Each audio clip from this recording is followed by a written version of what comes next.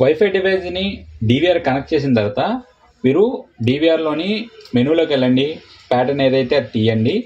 తీసిన తర్వాత మీకు ఆల్రెడీ డివైస్ పెట్టుంటే ఆటోమేటిక్గా మీది అది పాపప్ పైకి వస్తుంది. లేదు రాలేదు అనుకుంటే కంపల్సరీ మీరు ఏం చేస్తారంటే కాన్ఫిగరేషన్లోకి వెళ్ళండి. వెళ్ళిన తర్వాత నెట్వర్క్లోకి వెళ్ళిన తర్వాత చూడండి, ఇక్కడ వైఫై అని 3 ఆప్షన్ చూపిస్తుంది, 4 ఆప్షన్ క్లిక్ చేయండి. క్లిక్ చేయగానే చూడండి ఈ పాపప్ అయితే డైరెక్ట్గా వస్తుంది. ఒక్కోసారి రాకపోతే మీరు ఏం చేస్తారంటే కంపల్సరీ వైఫై ఆప్షన్లోకి వెళ్ళి ఇక్కడ డిసేబుల్లో ఉంటే మీరు ఎనేబుల్ చేసుకోండి. ఎనేబుల్ చేసుకొని దీంట్లో మీ వైఫై ఏదైతే దాన్ని డబుల్ క్లిక్ చేయండి. డబుల్ క్లిక్ చేసిన తర్వాత ఇలా వస్తుంది. మీరు ఏం చేస్తారంటే ఇక్కడ ఏదైతే పాస్వర్డ్ మీ వైఫై పాస్వర్డ్ ఉంటుంది కదా దాన్ని మీరు ఇక్కడ కొట్టండి.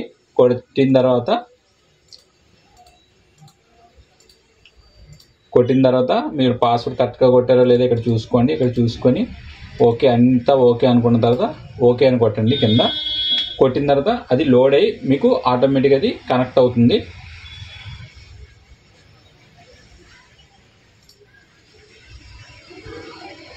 చూడండి ఇక్కడ ఇవన్నీ డిస్కనెక్టెడ్ ఉంది.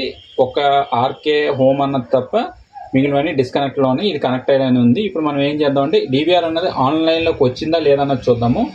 ఫస్ట్ మనం ఎప్పుడులాగే టీసీపీ ఐపీలోకి వెళ్తాము. వెళ్ళిన తర్వాత ఇక్కడ అన్ని ఎనేబుల్లో ఉన్నాయి లేవు చూసుకుంటాం. ఎనేబుల్ లేకపోతే ఎనేబుల్ పెడతాం సేమ్.